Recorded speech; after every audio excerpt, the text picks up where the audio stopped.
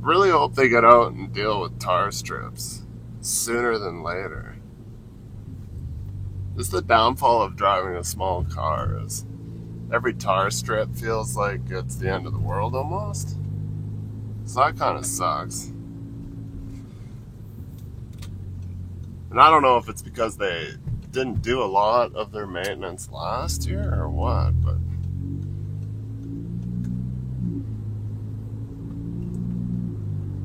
self-rejuvenating the House of Pain. It's the last thing I was listening to when I was editing the House of Pain intro.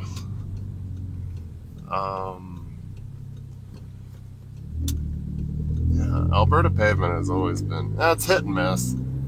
This is the whole reason we moved from Grand Prairie, because the roads were trashed. Because there was so much truck traffic in Grand Prairie. And it seemed like everything always had a blanket of dirt on it. And a tornado messed up my Mark IV GTI VR6. The one I only had for a short period of time before we had our first child. And be like, we need a 4-door because we have a kid. I'm like, you could get the car seat back here. Look, the seats fold forward really nice and easy. Yeah. No. You can't get a GTI in a 4-door in the Mark IV unless we get it from Japan. I've never seen one. We were going to get a 4-door Jetta VR6, and I was in Edmonton Volkswagen test drive. I was like, man, the Golf is way better than the G. It wasn't a GLI at the time. It was just a VR6. Maybe it was GLI. It didn't have any special seats or anything. Not like the, what was it? I think the last year, 2003, 4, or 5. The GLI VR6 and 1.8T came out, and it had the Recaros. It was nice. I was like, ooh. I think it had BBS rims and stuff. I can't exactly remember, but it was nice, and I would have taken one of those for sure. But yeah, at the time, it wasn't available to me in 2001 because we bought a 99 12-valve VR6, 2-door. Black, 40,000 kilometers, GTI, VR6, which would have lasted forever. 5-speed still at the time, the 6-speed wasn't out. And that was another thing, the GLI and the 30th anniversary Mark IVs came with 6 speeds. I was like, damn it, again, bought too soon, should have waited. What's up today? We're gonna go, we gotta move a propane bullet skid from Ponoka to Maxfield in Crossfield. I think it's just an empty skid. Empty skid.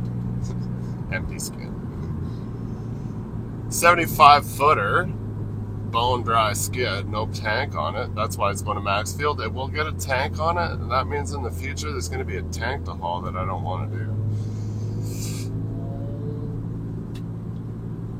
Why does that Subaru sound like a Honda Civic? I can hear it. Out in morning traffic, everybody's just right up your fucking ass. Hey man, I gotta get there seconds before you. I right up your ass, take all the gravel. It's why your front end of your car's all chipped to shit. Oh great, I'm right behind the Honda Civic Subaru. And so we might have to do the loader after this, because yeah, Easter Sunday, 2 o'clock, 3 o'clock in the afternoon, he's like, yeah, Hopkins needs their 600 moved. I'm like, I've never moved it. I've never touched it. And it's a joystick control loader. I've never drove one. I'm like, I'm sure I figured out it wouldn't be any problems, but I'm like, hey, I've never done it. And we got to take the Hopkins 24 low, which has got that huge well in it, just like when I moved that D9? I don't remember what. D something. That we hauled from the gravel pit and I got stuck. So, and the Jeep is at our shop. The trailer's at the farm. I'm just like, you know what? No. I don't want to. It's Easter Sunday, middle of the day. So I'm like, I'll do it tomorrow after the skid. I'm like, how dare you try to phone Easter Sunday? We're 24/7, 365, right? But I'm just like, I've already had one beer. You're supposed to be ready at all. Supposed to be fit for duty all the time. But I'm just like, dude, if you're not telling me the day before, chances are I'm probably going to have a drink in the middle of the day because I like to drink some beers. It's a bad habit I've acquired that I probably will never change. So we might have to do that after. It's not a big deal. So I just thought I would start the vlog. We'll see what happens. If nothing happens, then I'm not going to worry about it. Because if we're just doing a skid today, then screw it. It's a red light. Why are you accelerating?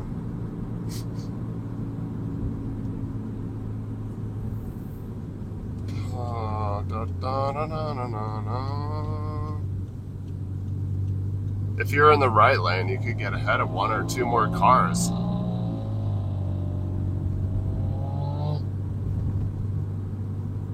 Must have just got fresh exhaust. He's proud of his...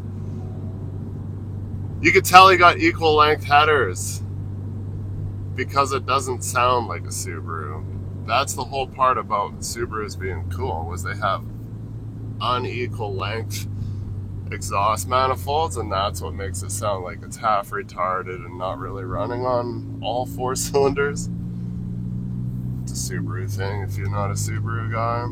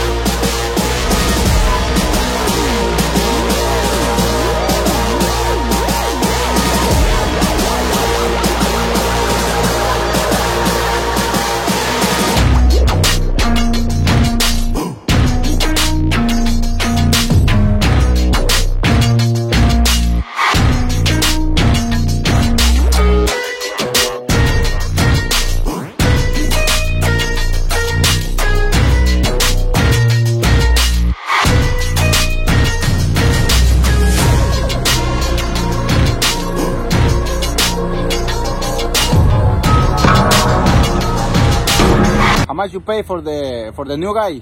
He's no good operator.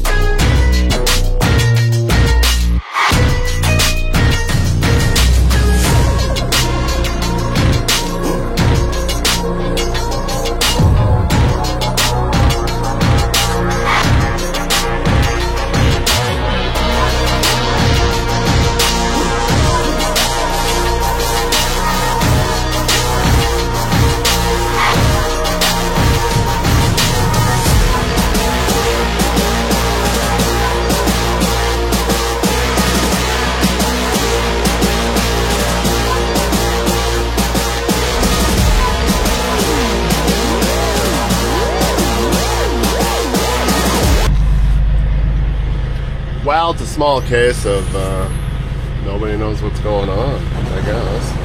I'm like, we got called to pick it up, and this is the address I got to drop it off.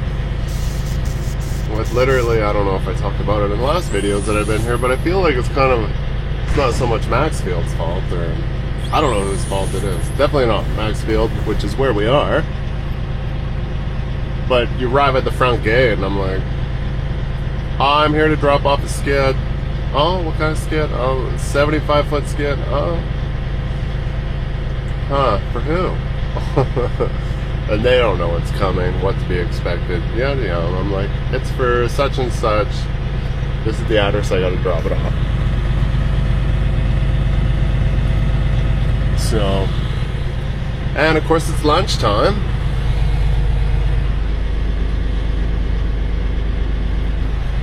So we'll have to wait there in the middle of there was a rollover that came in. They were unloading. That guy showed up early, just before me, so they're dealing with that. And then it's lunchtime, and then maybe I'll get dealt with. I don't know. I don't know if we're gonna back into there and use the overhead crane, or if we're gonna unload by other cranes. There's cranes everywhere, but every time I come here, it's always been in the far bay there. Big overhead crane, but maybe it's full and we can't get in there. That'll be the next thing. They'll have to move a bullet out so we can go in, so we get it unloaded. And they put it on just like a trombone highboy like this, and then they'll move it wherever. I could winch it off. It's square on the front, but I gotta put chain around the once I trombone closed, if it closes, if I get the pins out, I could, once I shorten it, it would literally fall on the ground. Well, not fall, but you know what I mean. Just close it really slow. It would teeter. I would just hook the chain around the front on the I-beam and keep some tension on it so it doesn't bang. Hello, Mr. George. And then I could winch out, and then at some point put my chain on the bottom of the I-beam, and then just put 2 pieces of wood down or something. When it comes down on the ground, take my chain off, you'd be gold. And it's just, you can unload it, you just could probably load it too, but just don't want to damage anything. So we'll just hang out and wait until see what's going on here. Fuck. Yeah, I know. I said I wasn't gonna get another GoPro, but buddy that was driving 108 that said he wanted to trade. I had a Cal Tire coupon for $500, and he traded. I don't need any tires, and he needed tires, and I'm like, well, I could use 1 extra camera, but he gave me 2, so now I got another 11 and another 12, and they both had media mods, and they both had big SD cards, and a bunch of other stuff. So score. So now I can kind of set up 3 cameras when I do like trying to catch some in cab, because I'm always using the 360 outside, which is a pain in the butt to edit.